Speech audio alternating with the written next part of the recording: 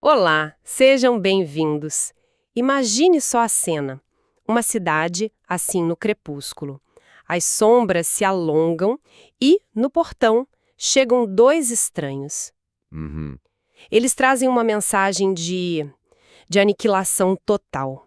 E uma família recebe uma ordem: corram pela vida. E o aviso é aterrorizante. Aconteça o que acontecer, não olhem para trás. Essa cena, né? Com essa tensão, nossa, é quase cinematográfica. É o ponto de partida para a nossa conversa de hoje. A gente vai mergulhar fundo em Gênesis, capítulo 19. Exato. A famosa e, vamos combinar, super controversa história da destruição de Sodoma e Gomorra. E é uma história que todo mundo acha que conhece, né? Mas a gente vai ver que tem muito mais coisa aí. Tem muito mais. A nossa ideia aqui é ir bem além daquela imagem clássica de fogo e enxofre. O material que a gente recebeu para essa análise é, assim, incrivelmente rico. Sim, é bem variado. Temos um estudo bíblico que destrincha o capítulo, sabe? Versículo por versículo, temos análises linguísticas que vão fundo no hebraico original, comentários teológicos de várias vertentes e até o contexto geográfico da região. E, o que eu acho que torna tudo ainda mais fascinante, a gente tem uma coleção de obras da doutrina espírita que jogam uma luz completamente nova sobre conceitos como alma, mal, providência divina, tudo isso dentro da história. Uhum. Então, a nossa missão é essa: desmontar essa história tão antiga e tentar ver o que ela realmente nos diz. Não só como um relato histórico, mas como um drama sobre escolhas, sobre consequências e sobre o que significa ser salvo. Às vezes, apesar da gente mesmo. Perfeito. Então, vamos começar pelo começo, né? A chegada dos dois anjos, os mensageiros, em Sodoma. A primeira pessoa que os encontra é Ló, e ele, de imediato, convida para a casa dele. E é importante a gente frisar o peso desse gesto. A hospitalidade no Oriente Antigo não era só, uma questão de boas maneiras. Era um dever sagrado, uma lei não escrita. Uma questão de honra, né? Totalmente. Proteger um hóspede era proteger a própria honra. Ló insiste para que eles não passem a noite na praça, o que já dá uma pista, sutil, mas bem clara, de que ele sabe que a cidade não é um lugar seguro. E essa insegurança se torna real muito, muito rápido. A atitude do Ló de acolher entra em contraste direto com a da cidade inteira. O texto é bem enfático, diz: todos os homens daquela cidade cercaram a casa, desde o moço até o velho. Todos. E a exigência deles é explícita e violenta. Onde estão os homens que entraram em tua casa esta noite? Traze-os fora a nós, para que os conheçamos. E é aqui que a análise linguística do hebraico original se torna, indispensável para a gente entender a gravidade da situação. A palavra traduzida como conhecer é iada. Iada. Exato. E essa palavra é complexa. Ela pode significar um conhecimento intelectual, um reconhecimento, mas no contexto do livro de Gênesis, a coisa muda completamente de figura. Das 12 vezes que iada aparece no livro, 10 se referem diretamente a relações sexuais. Nossa, então não existe ambiguidade nenhuma aí, né? Nenhuma. O texto usa uma palavra que até poderia ser sutil, mas o contexto deixa tudo brutalmente claro. A intenção não era um aperto de mão, era um estupro coletivo, um ato de dominação contra estrangeiros. Exatamente. E é a reação do Ló a isso que mostra o quão fundo ele já estava mergulhado na lógica doentia daquele lugar. É um dos momentos mais chocantes da Bíblia, na minha opinião. Com certeza. Ele sai da casa, fecha a porta atrás de si e faz uma oferta inacreditável. Ele diz: tenho 2 filhas que ainda não conheceram homens. Fora vou-las trarei e fareis delas como bom for nos vossos olhos. É pavoroso. Somente nada façais a estes homens, porque por isso vieram à sombra do meu telhado. É uma atitude quase indefensável. Ele está disposto a sacrificar as próprias filhas para cumprir o código da hospitalidade. Uma das fontes que a gente analisou chama isso de degeneração pessoal. Sim. Isso não é um ato de heroísmo. É o sintoma de alguém cuja bússola moral já está, completamente quebrada. É o veneno de Sodoma agindo por dentro. Ele está tão imerso naquela cultura que a lógica dele já está distorcida. Ele acha que está fazendo a coisa certa dentro de um código de honra que já foi pervertido, sabe? Protegendo o hóspede a qualquer custo, mesmo que o custo seja a integridade da própria família. A corrupção do ambiente já tinha se tornado parte dele. A situação fica tão, mas tão insustentável que a única saída é a intervenção divina. Os anjos agem, eles puxam Ló para dentro de casa, fecham a porta e ferem os homens do lado de fora com cegueira. E a palavra usada no hebraico para cegueira é fascinante. É bas sanwerim. Não se trata só de uma perda de visão física, tipo apagar a luz. Não é isso. Não.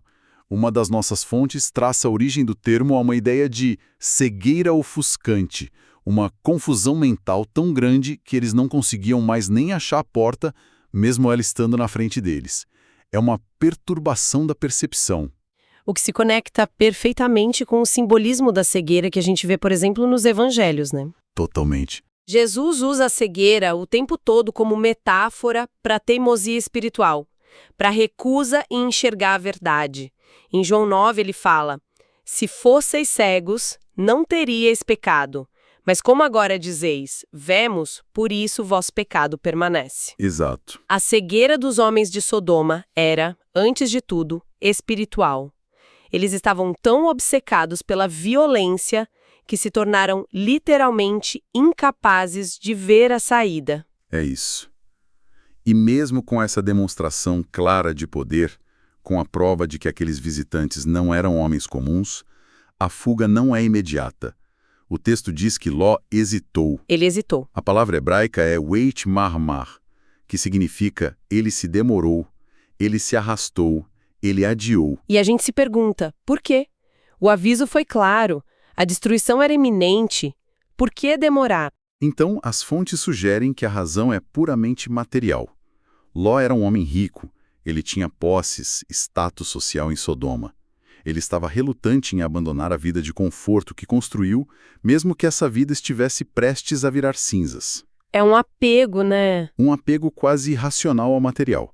Se a gente for olhar pelo ponto de vista da doutrina espírita, que a gente vai explorar mais a fundo, isso seria um exemplo clássico da alma ainda muito, muito ligada à matéria. A dificuldade de se desapegar. Exato. De se desapegar dos bens terrenos, mesmo quando a própria sobrevivência está em jogo. E é nesse momento de hesitação que a gente vê um dos atos mais explícitos de misericórdia da história. O texto diz que, na compaixão do Senhor para com ele, e a expressão hebraica é linda, Behemilatiaue.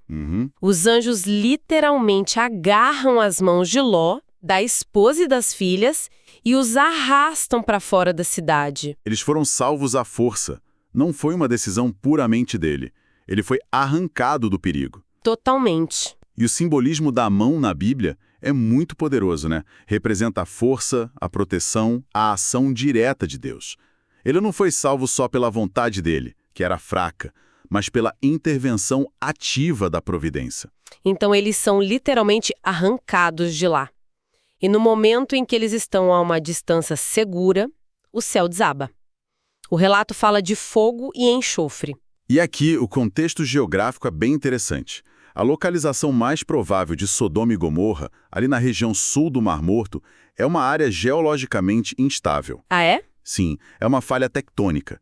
É rica em betume, enxofre, gases naturais. Muitos geólogos e arqueólogos acreditam que a destruição pode ter sido um evento natural catastrófico. Tipo um terremoto? Isso, tipo um terremoto que liberou e incendiou bolsões de gás, criando uma chuva de fogo. Um fenômeno natural que, para as pessoas da época, foi claramente interpretado como um ato de juízo divino. Faz sentido. E no meio desse caos todo, acontece a cena mais icônica da história inteira. A mulher de Ló. A ordem era clara: escapa, não olhes para trás. Mas ela olha. E o texto diz que ela se transformou numa estátua de sal. O que isso quer dizer? Então, o estudo bíblico que a gente tem aqui argumenta que esse ato de olhar para trás foi muito mais do que simples curiosidade. Foi um ato de desprezo pelo livramento. Nossa! Foi uma demonstração de que o coração dela, a lealdade, o desejo, ainda estavam lá, naquela vida material que estava sendo consumida pelo fogo. Ela olhou para trás com saudade, com apego, e ao fazer isso, ela se tornou parte daquela desolação da paisagem, que é uma região extremamente salina. É impossível não lembrar do que Jesus diz lá no Evangelho de Lucas. Ninguém que tendo posto a mão no arado olha para trás é apto para o reino de Deus. Mesma lógica. A lição espiritual é exatamente a mesma. A jornada de salvação, de transformação, exige um corte com o passado, um foco total no futuro que está sendo oferecido.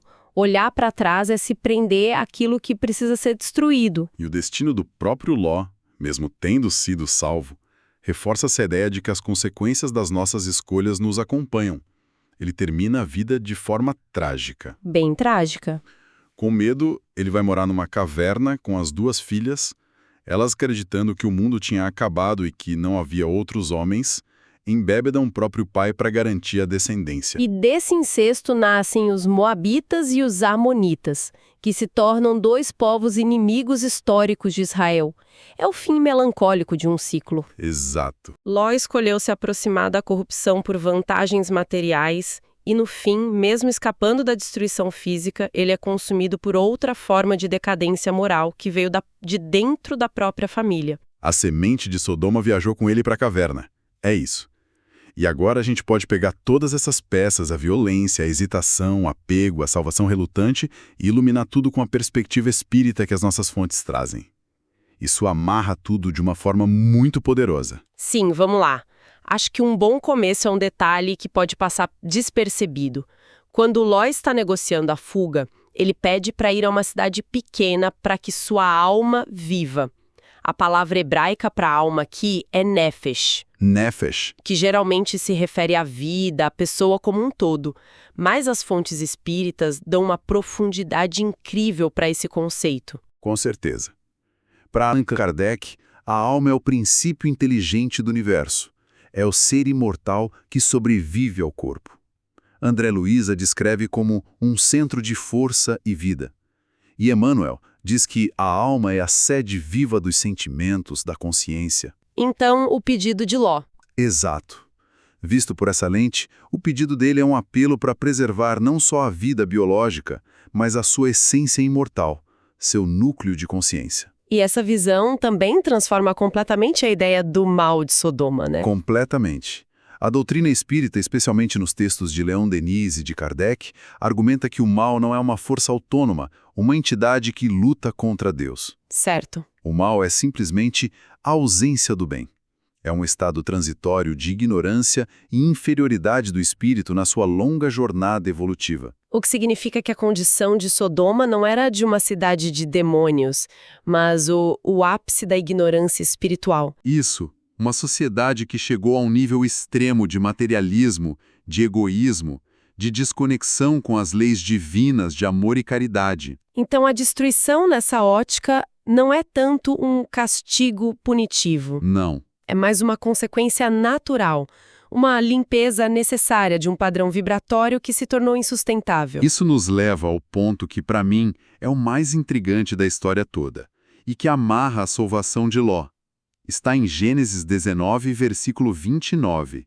É um versículo que é a chave de tudo. Qual? E aconteceu que, destruindo Deus as cidades da campina, lembrou-se Deus de Abraão e tirou a Ló do meio da destruição. Ah, sim! É um detalhe crucial.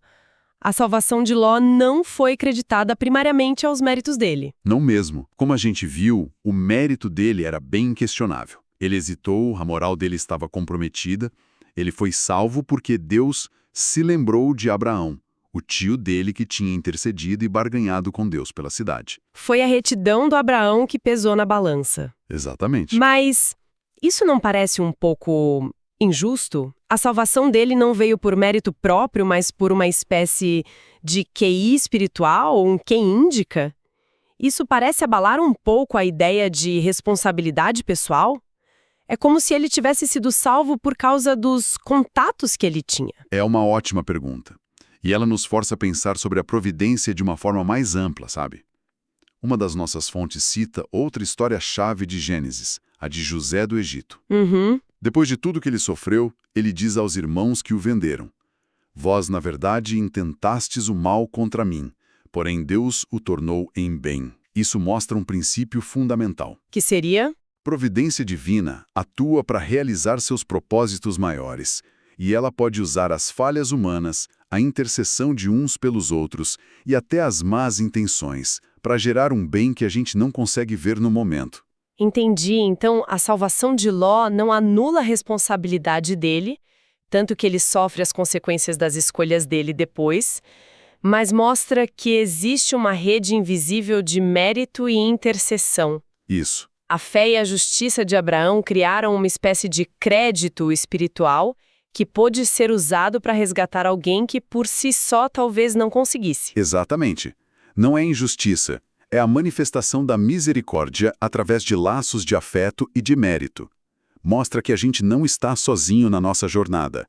A retidão de um pode sim ajudar a iluminar o caminho do outro. Uau! Então, depois de passar por tudo isso, o que essa história de fogo, fuga e uma estátua de sal realmente significa pra gente hoje? E sobre como o ambiente em que a gente vive pode nutrir um lado ou outro. E talvez o mais importante é uma história sobre a misericórdia. Uma misericórdia que às vezes precisa nos arrastar para fora do perigo, que age não apenas com base no que a gente fez, mas também na fé daqueles que se importam conosco. É isso. Passamos pela análise literal, pela linguística, pelo contexto histórico e tudo isso nos levou a uma reflexão espiritual muito profunda sobre a nossa própria jornada. E com isso, acho que a gente pode deixar uma provocação final. A salvação de Ló veio porque Deus se lembrou de Abrão. Isso nos leva a pensar até que ponto a retidão, as preces e o amor das pessoas ao nosso redor influenciam a nossa própria segurança e nosso livramento. Principalmente naqueles momentos em que as nossas próprias forças e escolhas são fracas, né? Fica a reflexão sobre o poder da intercessão e dessa rede invisível de afeto e mérito que nos conecta a todos. Exato. Foi uma análise e tanto. Muito obrigada pela companhia. Obrigado. Até a próxima. E se você gostou, não esqueça de se inscrever no canal NEP Apóstolo João, acione as notificações para não perder nenhum vídeo e não deixe de curtir este vídeo. Episódios novos todas segundas, quartas e sextas-feiras, sempre às 8 horas da manhã. É isso, bem simples. Hum.